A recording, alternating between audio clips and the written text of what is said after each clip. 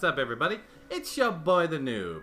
I know I've been gone for a wee bit of time, and unfortunately, I had to take some time off. I had to kind of decide if I was going to continue YouTubing. I've recently become a VTuber, so I was spending more time on that, but I decided, after seeing that even though I wasn't posting anything, people were still commenting and still following me, I decided, you know what? I might as well come back. And what better time to come back than when the new season of anime is about to start. And I'm just squeezing this under the time limit, so we are just making it. So, let us talk about the fall 2021 anime season and the handful of animes that I am going to be watching this season. So, let's just dive right into that.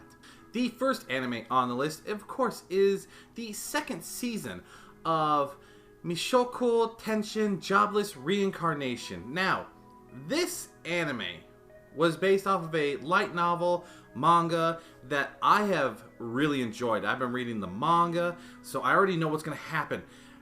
In this portion of the story, you've got Rudy and Eris as they continue their travels trying to get home and their adventures from the Demon Land all the way to the magic school that eventually Rudy's going to join. Now, I'm trying not to give a lot of spoilers. All I can tell you is I do love this because this is how isekais should have been done. He wasn't overpowered. He had to actually learn everything. And even in part 2, there's still going to be a lot of things that he has to learn, and there's still going to be troubles that he's going to have to deal with as he continues on his journey. And if you are trying to get someone to get into isekais, I honestly think Jobless Reincarnation is probably one of the best versions of isekais to get them to join.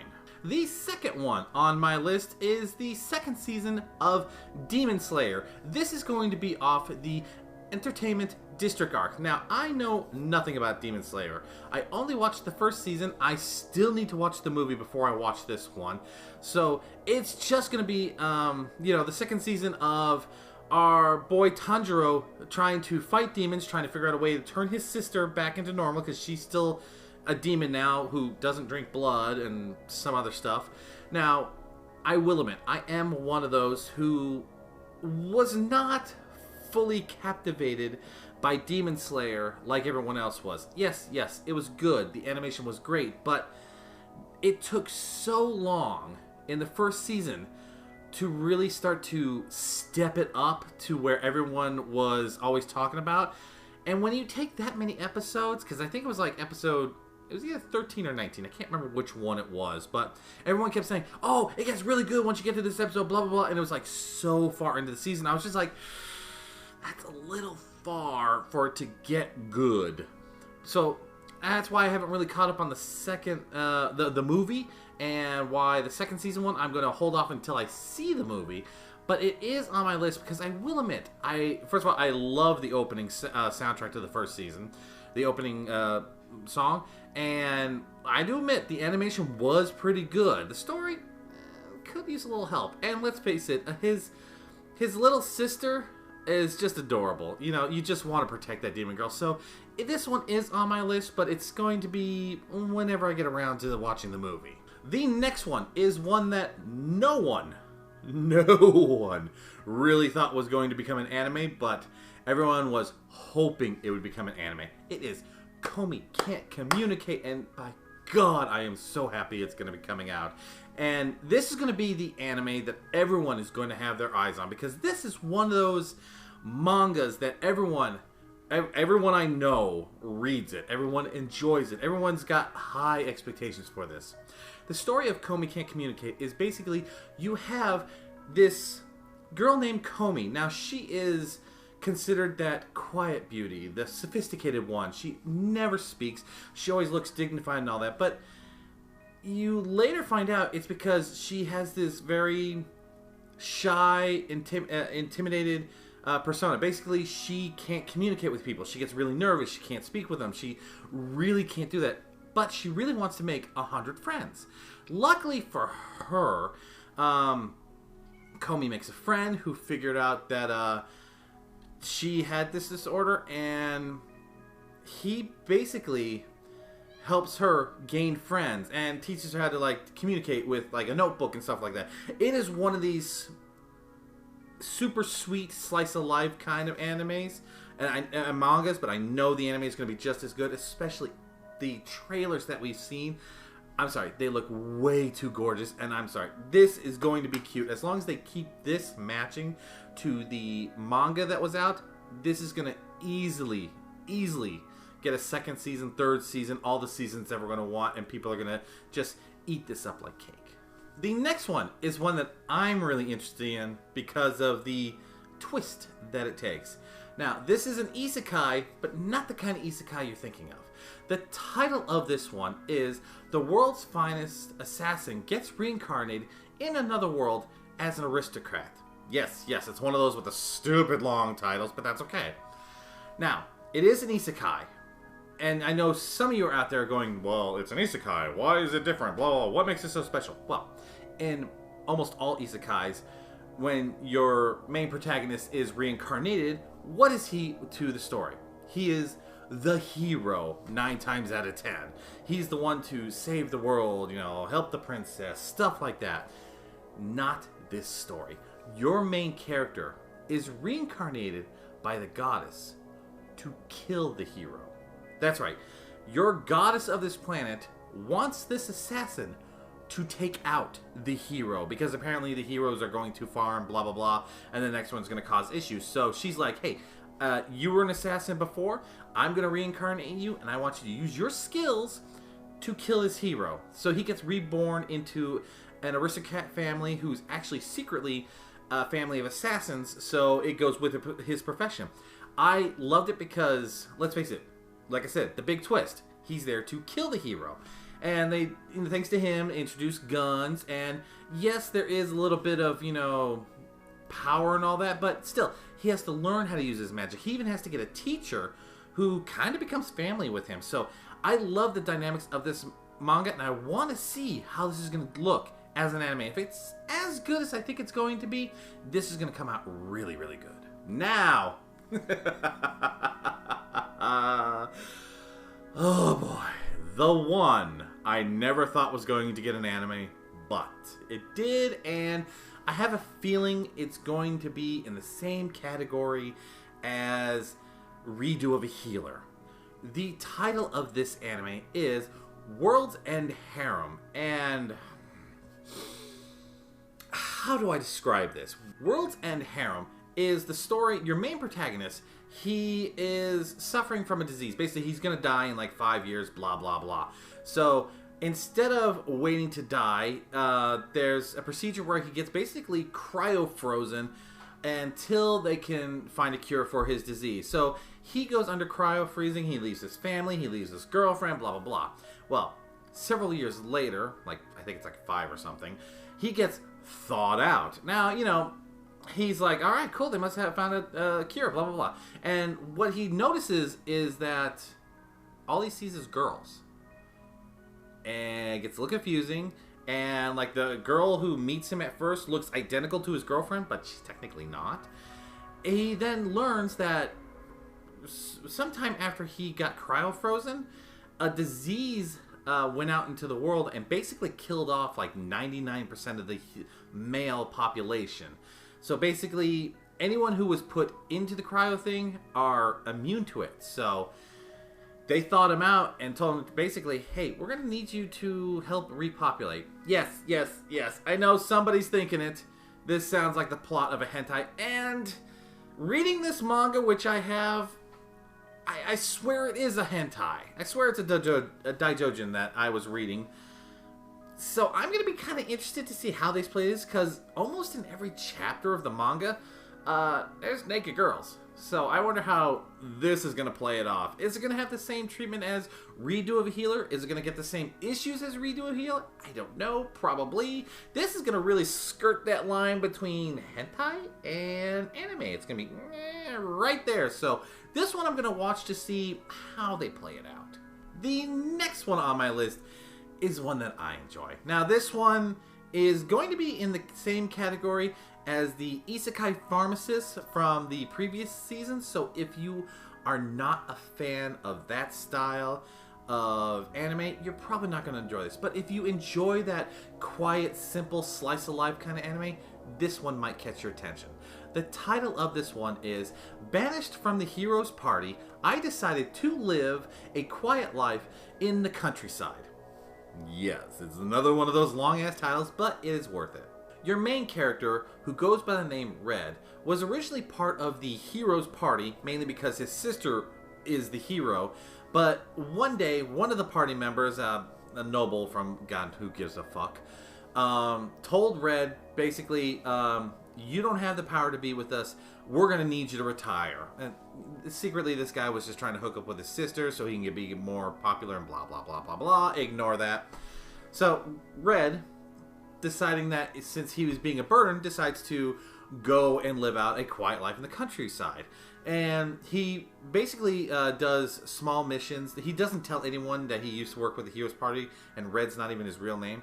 But, you know, he collects herbs, blah, blah, blah. And his dream is to eventually own a potion shop in this small town. And his life is just very simple. Even when one of his companions, a blonde adventurer by the name of Lit, eventually finds him because, lo and behold, she's in love with him, and she's made it very clear, I'm going to find you, I'm going to live with you, and we're going to have a relationship. And the relationship between them does grow. I love this story because it's very simple. Each day it's a slice of life. He just wants to be a pharmacist. Sometimes they go on adventures. Sometimes there's a little bit of action that happens, and he's just trying to live that simple life. I love simple life stories because sometimes you just don't need all the action. And like I said, I've been reading the manga on this one. I've loved it so far. And I want to see how far they're going to get because the last part of the manga I read, there was a bit of action in it, and I want to see if they're going to get to that point. And hey, who knows? If you like quiet slice of life adventure animes, this might be your cup of tea.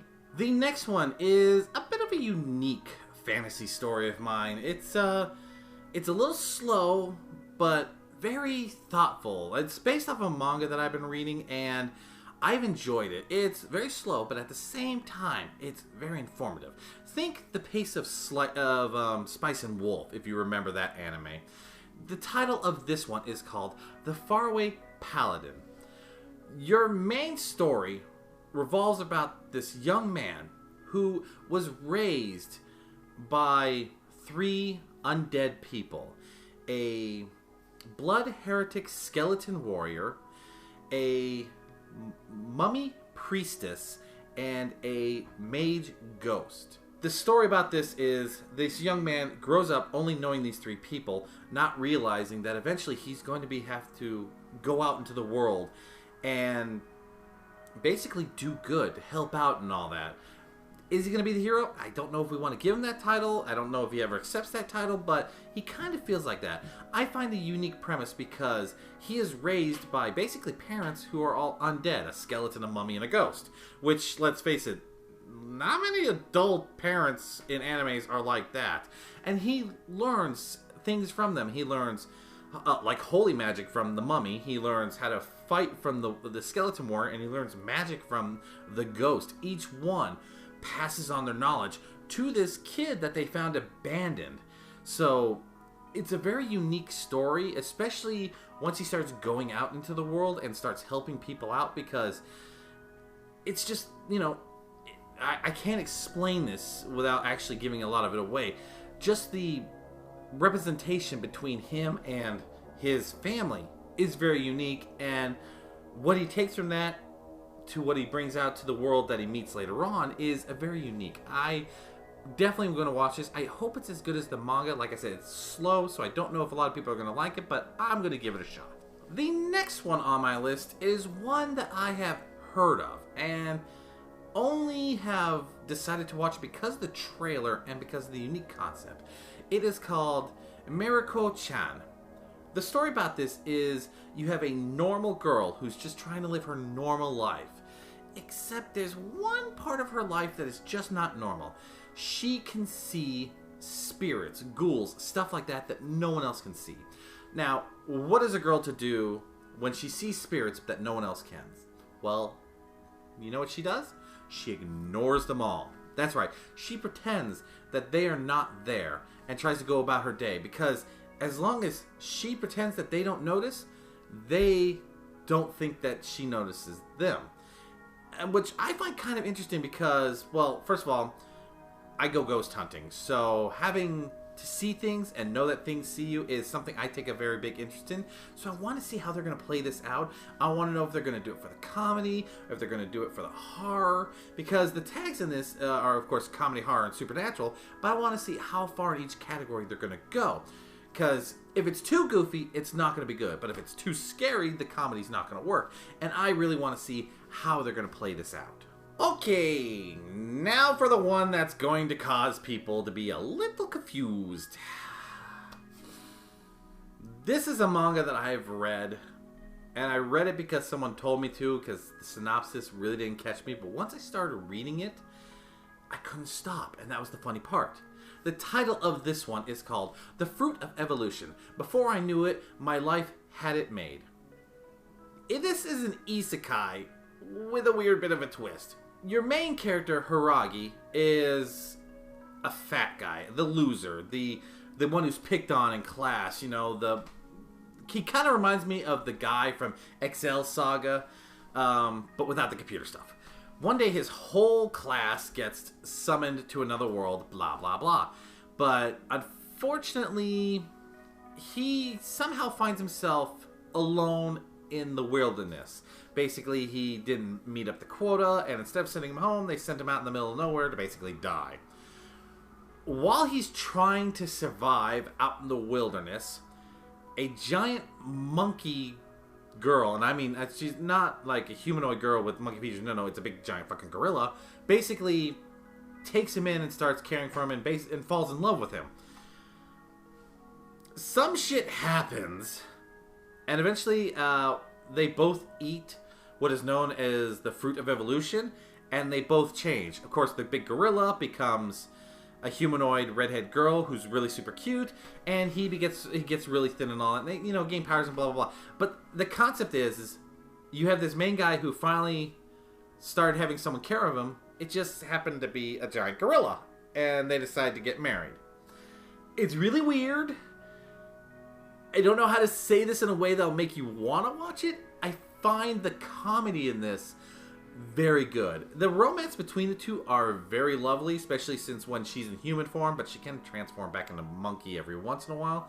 And the other characters that come along the way, it is very unique, and he's just trying to find a way to get home, how to live with himself, and how to now take care of this redhead wife of his, you know, be an adventurer, blah, blah, blah. The comedy aspect about this is what I think is going to sell a lot of people. The part about the girl originally being a giant gorilla is what's probably going to throw off some people, but that's okay. If you're willing to give this a shot, I have a feeling that if you enjoy the sillier parts of anime, you will enjoy this anime. The next one is one I have not read, but I liked the story arc that they explained on this. It is called My Senpai is Annoying. The story about this is you have a hard-working young office lady by the name of Igawashi who is constantly picked on by her senpai, Takeda. And the thing about it, she's very annoyed with him. She doesn't like him a lot. But as the story goes on, she keeps finding herself growing closer and closer to him. This is going to be one of those romantic slice of life comedies. And it kind of reminded me of the whole relationship like between, say, Please Don't Tease Me Nagatoro, or Uzaki-chan, or Skilled Teaser Tasagi. It kind of feels like those kind of relationships, but in the adult office setting. So I kind of want to see where this is going to go, because if it can capture the same kind of humor as those animes could, I think this one should do very well. And just looking at the characters, your main girl's kind of short and everything, and your guy's really, really tall. So the kind of aspect of the big, tall senpai messing with the shorter young lady could be very fun to watch. The next one is one that I saw the trailer for, and it kind of piqued my interest. It is called Teshio Otome Fairytale. The story behind this is your main character Tamashiko, unfortunately he disappointed his parents because he lost his hand in an accident. And by the way, the setting of this is back towards the Teshio era, so, you know, way long ago. He is basically sent away for rehabilitation and becomes very depressed, very, you know, recluse. You know, he's lost his hand, he disappointed his family, he can't really do what he wants to do, you know, gets in a depressive state. We've all been there, we've all had that, especially with the pandemic and shit. But then one day, a young lady shows up at his door claiming that his father has sent her to be his bride. And thus, the relationship between these two start. Now, I kind of like stories like this because it could be very interesting.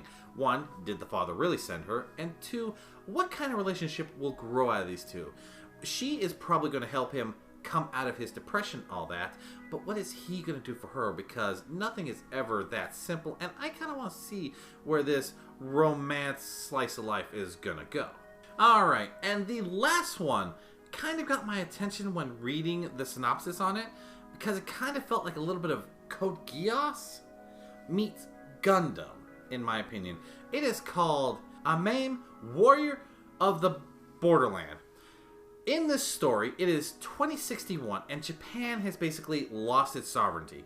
It is now oppressed by 4 major countries that are basically oppressing their citizens, taking what they want, using them for labor, you know, all the basic stuff. You know, think like how Code Geass, Japan lost itself to Britannian and all that.